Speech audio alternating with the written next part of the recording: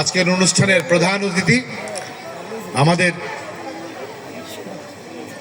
খুব কাছের মানুষ, একসময় এই চট্টগ্রামে খুব একসময় না খুব দুঃসময় আর কি, যিনি চট্টগ্রামের মহানগর বিএনপির সভাপতি ছিলেন, কনভেনার ছিলেন, এখন সিটি কর্পোরেশনের সম্মানিত মেয়র ডাক্তার শাহাদাত ভাই উপস্থিত আছেন।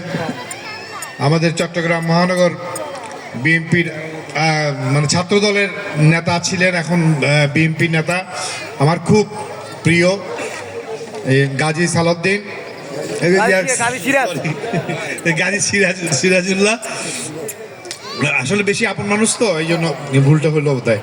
ওর সাথে অ্যাকচুয়ালি ব্যক্তিগতভাবে আমার একটা চমৎকার সম্পর্ক। উপস্থিত আছেন আমাদের রেল শ্রমিক দলের জেনারেল সেক্রেটারি জনাব এম.আর. মঞ্জু ভাই, উপস্থিত আছেন আমাদের মনির ইসলাম মনির, আপনাদের আমাদের এলাকার সন্তান, উপস্থিত আছেন গণি সহ আমার ছাত্রদল যুবদল ভাই বন্ধুরা এবং এই অঞ্চলের মা ও বোনেরা, শ্রদ্ধা মুরব্বীরা, আসসালামু আলাইকুম। আসলে বিজয় দিবস আমরা এবার একটু ভিন্ন আঙ্গিকে পালন করেছি, আমরা খুব ভালোভাবে পালন করেছি এবং স্বাধীন এবং স্বাধীন বাতাসে স্বাধীন নিঃশ্বাস নিয়ে আমরা পালন করেছি।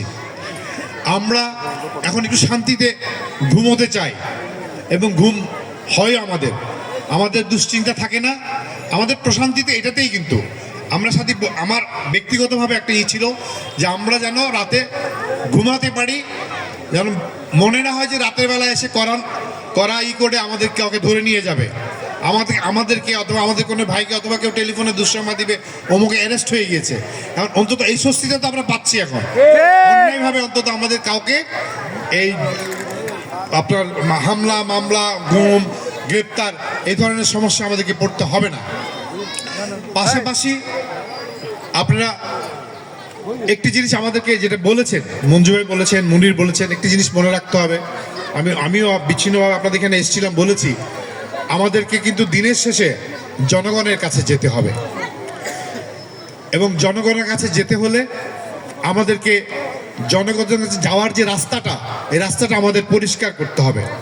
পরিষ্কার করার জন্য আমাদের জনগণকে কি চায়, ছাত্ররা কি চায়, যুবকরা কি চায়, যারা আগস্ট বিপ্লব ঘটিয়েছে, যেই সাধারণ ছাত্রছাত্রীরা, আমি নেতৃস্থানীয়দের কথা বলবো না, তারা কি চায়, এই দেশের জনগণ কি চায়, বিএনপির কাছ থেকে তাদের প্রত্যাশা কি, এটা আমাদের যারা এত বছর কষ্ট করেছেন, রাতে ঘুমাতে পারেন না, আন্দোলনে ছিলেন, সংগ্রামে ছিলেন, আমার ভোরের বেলায় সাদাত ভাইকে গেতারতে জানাতে চাই, সাদাত ভাই তো জানবে, এই অঞ্চল থেকে অন্তত হরতালের সময়, আপনার অবরোধের সময়, ভোরবেলায় এই অঞ্চলের যুবকরা, এই অঞ্চলের আমাদের নেতাকর্মীরা আমাদের সাথে রাস্তায় আন্দোলন সংগ্রামে সব সময় ছিল।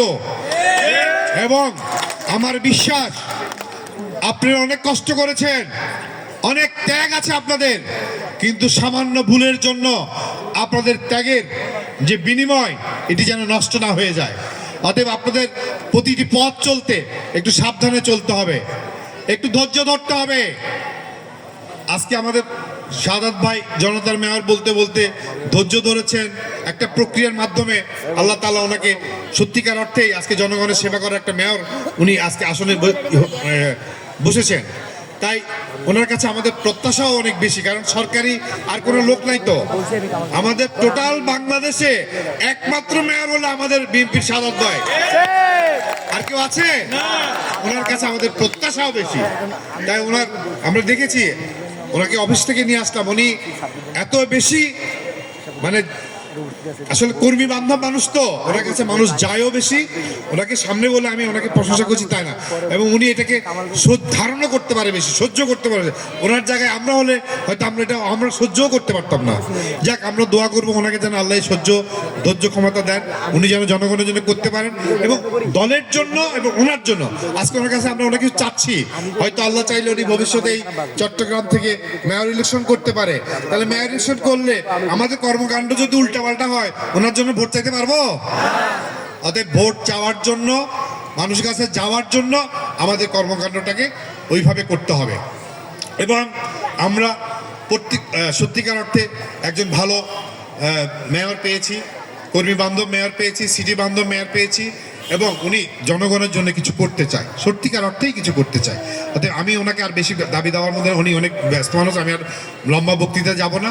সর্বোপরি আমাদের ওনাকে আসার জন্য আমি আমার ব্যক্তিগত পক্ষ থেকে এবং এলাকাবাসীর পক্ষ থেকে ধন্যবাদ দিচ্ছি এবং আমার বিশ্বাস উনি ওনার পক্ষ থেকে যতটুকু সম্ভব এই এলাকার জন্য যতটুকু করা সম্ভব করবেন এবং আপনারা ওনার জন্য দোয়া করবেন, আমাদের সবার জন্য দোয়া করবেন।